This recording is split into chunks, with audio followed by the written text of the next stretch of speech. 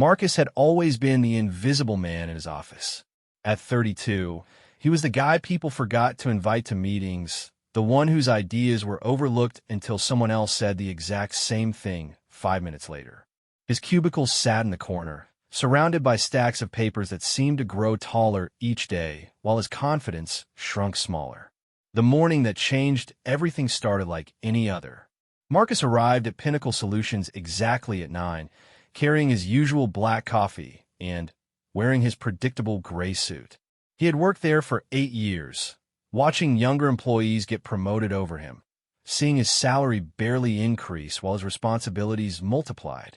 His boss, Jennifer Walsh, treated him like office furniture, useful but completely forgettable. That Tuesday, Marcus overheard a conversation that would plant the seed of his transformation. Two executives were discussing the upcoming regional manager position, and one mentioned how the company needed someone with real presence, someone who could command respect and make tough decisions. They laughed about how some people were just born leaders while others were meant to follow orders their entire lives. Those words hit Marcus like a physical blow. Was he really destined to remain invisible forever? That evening, as he sat in his small apartment eating another microwave dinner, he made a decision that surprised even himself. He was going to completely reinvent who he was, and he was going to do it in 30 days. The next morning, Marcus did something he had never done before. He researched.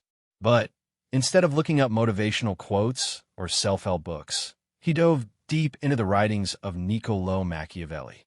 The Italian philosopher had understood power, influence, and human nature in ways that most people never would. If Marcus was going to transform himself, he would learn from someone who had studied the art of rising above circumstances. Machiavelli taught that fortune favors the bold, but more importantly, that perception often matters more than reality. People respond to confidence, authority, and strategic thinking. Marcus realized that his problem was not lack of intelligence or skill. It was lack of presence and strategic positioning. His first change was subtle but deliberate. Instead of arriving exactly at 9, Marcus began coming to the office at 8:30. He used this extra time not to start working early, but to position himself strategically. He would stand near the coffee machine, greeting colleagues as they arrived, making himself visible and memorable. Instead of his usual quiet nod, he began offering firm handshakes and making direct eye contact. Within 3 days, people began noticing him differently. Sarah from accounting, who had never spoken to him beyond work emails, stopped to chat about weekend plans. Tom from marketing asked his opinion on a client presentation. These were small victories, but they proved that Machiavelli was right. Sometimes changing how others perceive you is the first step to changing your reality. Marcus understood that transformation required more than just showing up differently. He needed to become someone who added value in ways that mattered. He began studying the company's biggest challenges, reading industry reports during lunch breaks, and learning about competitor strategies.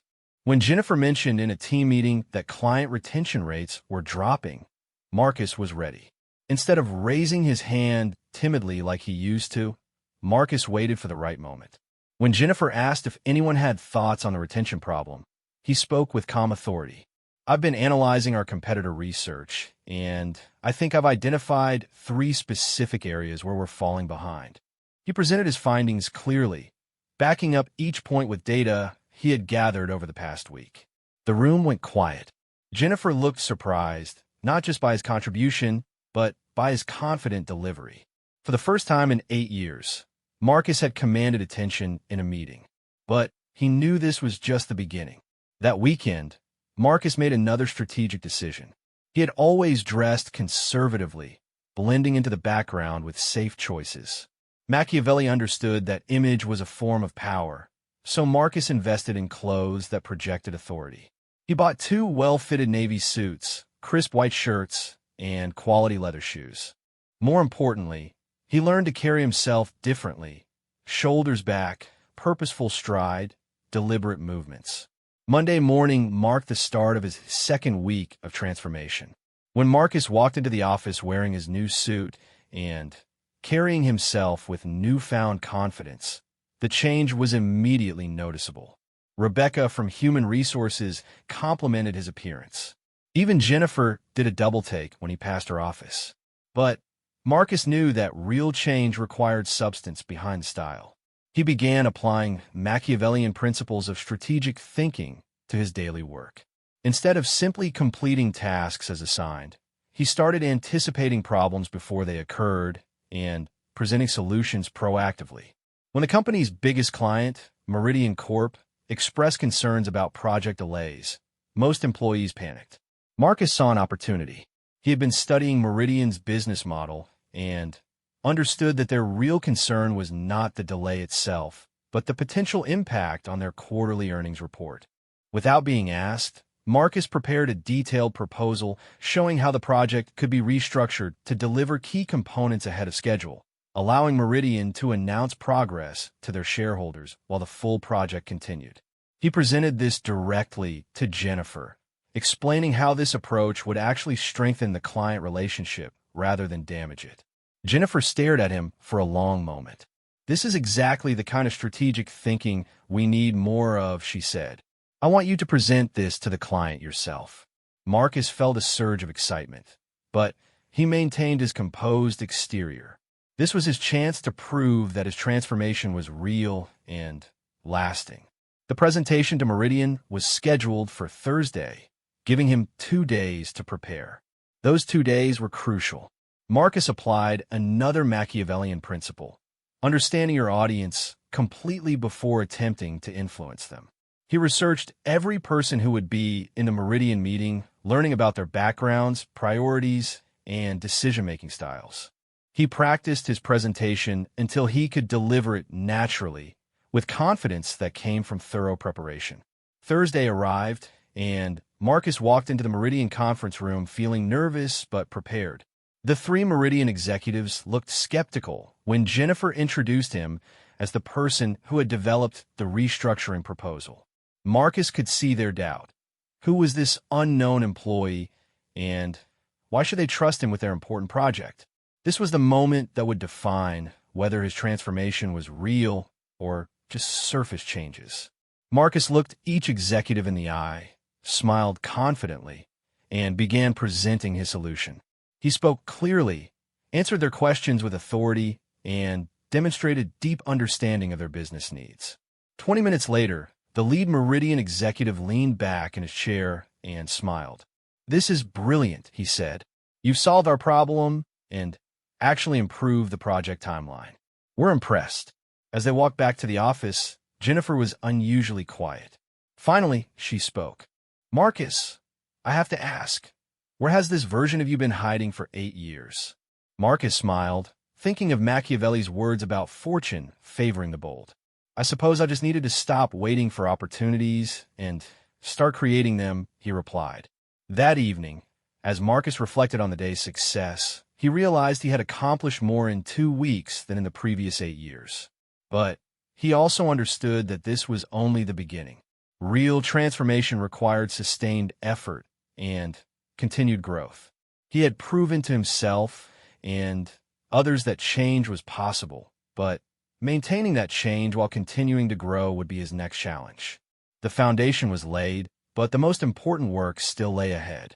The success with Meridian Corp marked a turning point, but Marcus understood that one victory did not guarantee lasting change.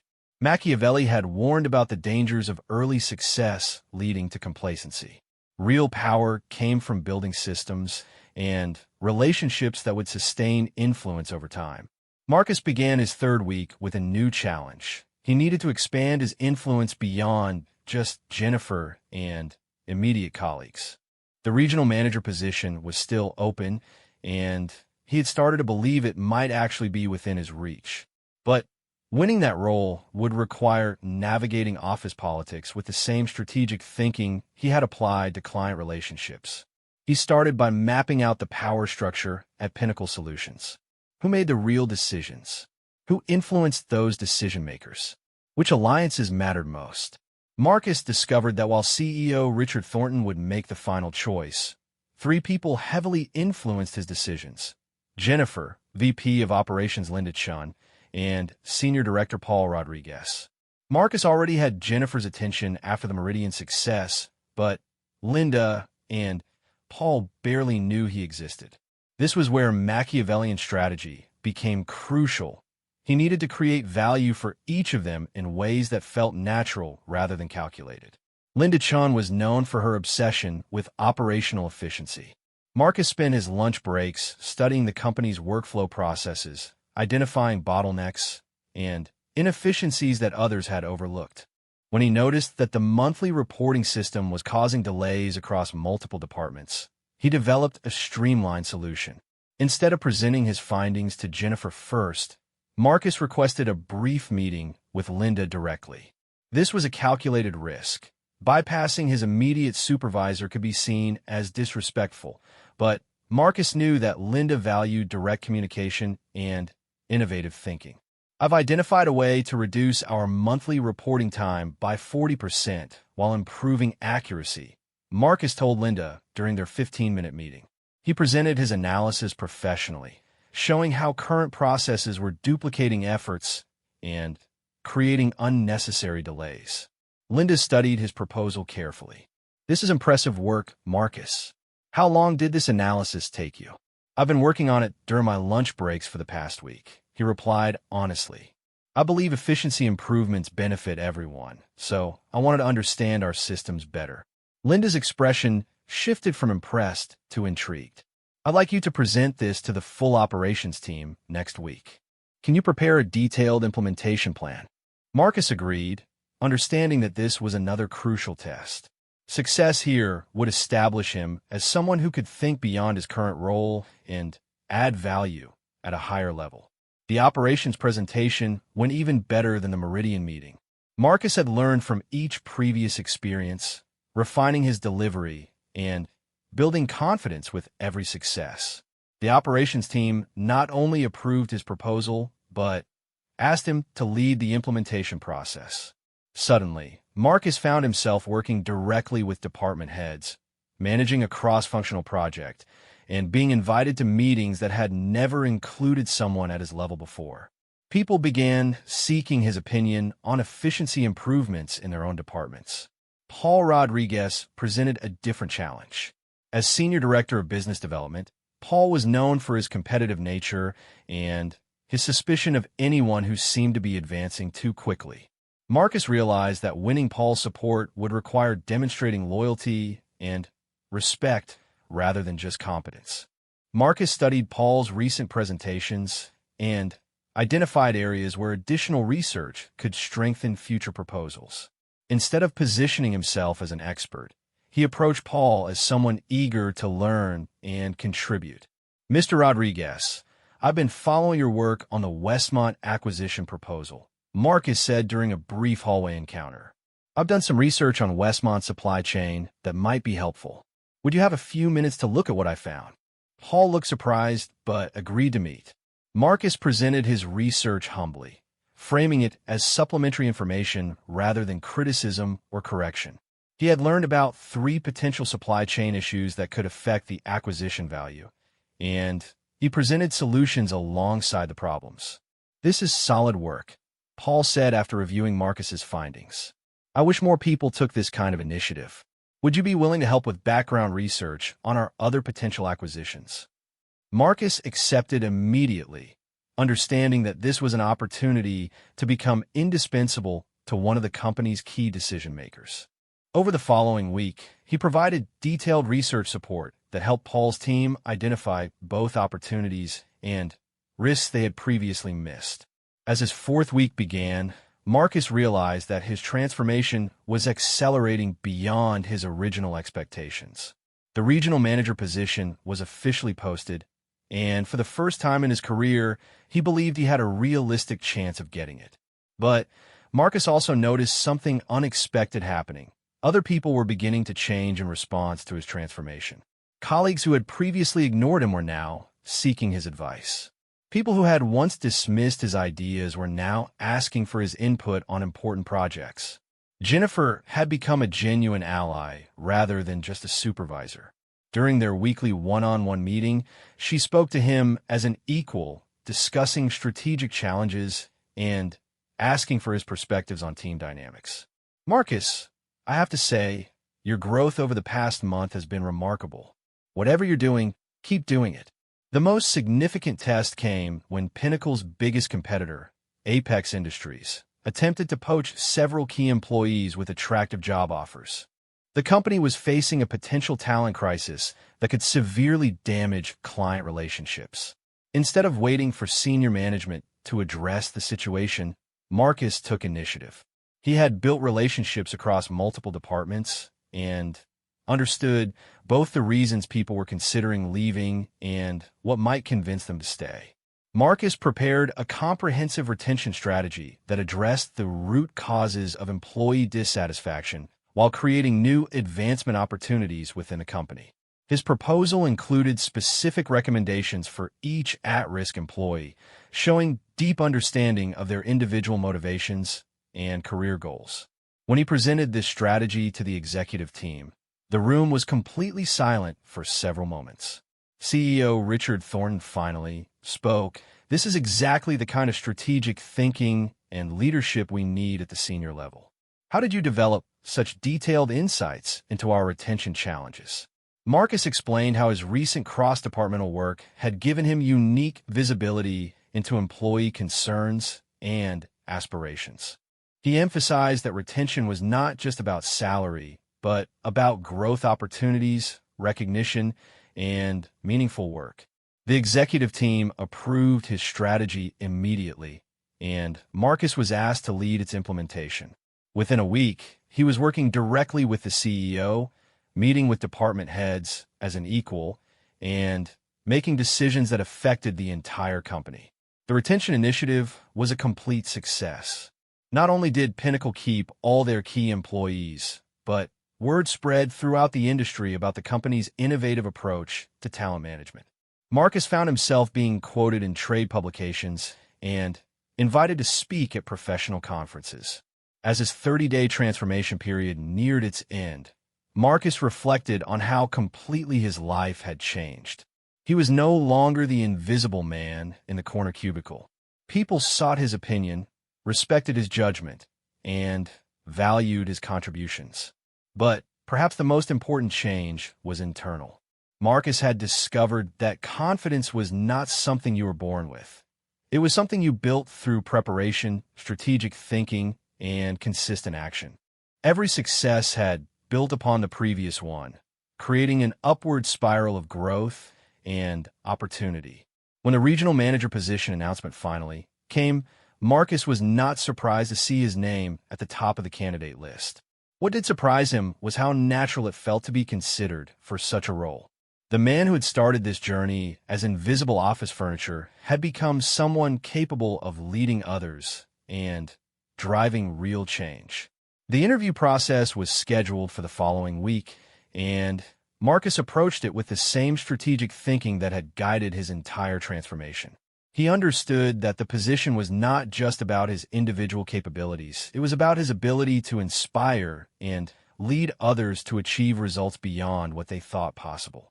The final week of Marcus's 30-day transformation brought unexpected challenges that would test everything he had learned. Just as the regional manager interviews were about to begin, Pinnacle Solutions faced its biggest crisis in company history. Their largest client, representing 40% of annual revenue, was threatening to terminate their contract due to a major project failure. The news spread through the office like wildfire, and panic set in among the leadership team. This was the kind of crisis that could destroy careers and potentially sink the entire company. Marcus watched as senior executives scrambled to contain the damage. Emergency meetings were called, blame was assigned, and everyone seemed focused on protecting themselves rather than solving the problem. It was exactly the kind of situation Machiavelli had written about, when crisis reveals true character and creates opportunities for those bold enough to act. While others were panicking, Marcus was analyzing. He understood that this crisis was not just a threat to his own advancement. It was an opportunity to demonstrate the kind of leadership that truly mattered. Anyone could manage during good times, but real leaders emerged during disasters. The client, Consolidated Manufacturing, was angry about cost overruns and delivery delays on their new facility project. Marcus had worked peripherally on the account and understood the technical details better than most senior staff. More importantly, he understood Consolidated's business pressures and what they really needed to resolve the situation.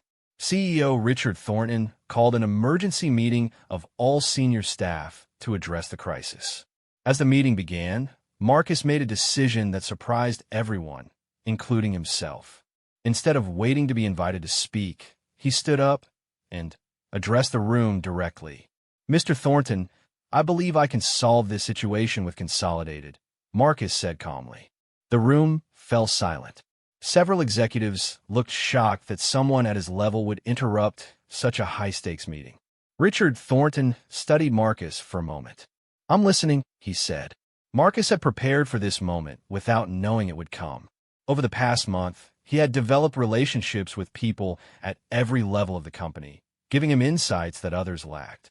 He understood not just what had gone wrong with the Consolidated project, but why it had gone wrong and how to fix it. "The real issue is not the cost overruns or delays," Marcus explained. Consolidated CEO, James Mitchell, is facing pressure from his own board about this quarter's earnings report. The project problems are a symptom of deeper communication breakdowns between our teams and theirs. Marcus outlined a solution that went far beyond damage control. Instead of simply apologizing and offering discounts, he proposed a complete restructuring of the relationship that would actually save Consolidated money while increasing Pinnacle's long-term profitability. His plan involved breaking the current project into phases that would allow Consolidated to show immediate progress to their board, while creating opportunities for additional services that would benefit both companies. He had identified specific ways to reduce costs without compromising quality, and he understood exactly how to present these changes to make Consolidated's leadership look smart for maintaining their relationship with Pinnacle. "I've worked with James Mitchell before," Marcus continued, "and I understand his priorities. If we approach this correctly, we can turn this crisis into a stronger partnership than we've ever had." The room remained silent as Richard Thornton considered the proposal. Finally, he spoke. "Marcus, I want you on the next flight to Chicago. You have 24 hours to save this relationship." As Marcus flew to Chicago that evening, he reflected on how much had changed in just 4 weeks. A month ago, he would never have had the confidence to interrupt a senior executive meeting, let alone volunteer to handle the company's biggest crisis. But his transformation had been built step by step, success by success, until taking on this challenge felt natural rather than terrifying. The meeting with Consolidated Manufacturing was scheduled for the next morning. Marcus spent the flight and evening in his hotel room preparing obsessively. He studied every detail of their business, analyzed their recent financial reports, and practiced different ways to present his solution. When Marcus walked into Consolidated's conference room the next morning, he faced 4 angry executives led by CEO James Mitchell. The atmosphere was tense, and it was clear that they had already begun evaluating other service providers. "Mr. Mitchell, thank you for giving us this opportunity to address your concerns," Marcus began. "I'm here because I believe we can solve your immediate problems while creating better outcomes than you originally expected." Instead of defending Pinnacle's past mistakes, Marcus acknowledged the problems directly and then shifted focus to the future.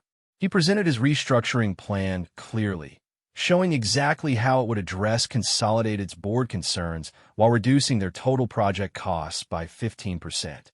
But the real breakthrough came when Marcus demonstrated his deep understanding of Consolidated's business challenges. He had identified ways that the facility project could be modified to support their expansion into new markets, creating additional value that went far beyond the original scope. "You're not just offering damage control," James Mitchell observed. "You're proposing improvements that could actually help us grow our business." "Exactly," Marcus replied. Crisis creates opportunity, but only if we're willing to think differently about the problem. The meeting lasted 3 hours, but by the end, Consolidated had not only agreed to continue their relationship with Pinnacle, but had also signed a preliminary agreement for 2 additional projects. Marcus had turned the company's biggest threat into its biggest opportunity. When Marcus returned to the office the next day, word of his success had already spread throughout the company. Richard Thornton called him into his office immediately. "Marcus, what you accomplished in Chicago was extraordinary," the CEO said. "You saved this company, and you did it by demonstrating exactly the kind of leadership we need at the senior level." That afternoon, the regional manager interviews were officially canceled. Instead, Richard Thornton announced that Marcus would be promoted directly to regional director, a position 2 levels higher than the one he had originally applied for. The announcement stunned the entire office.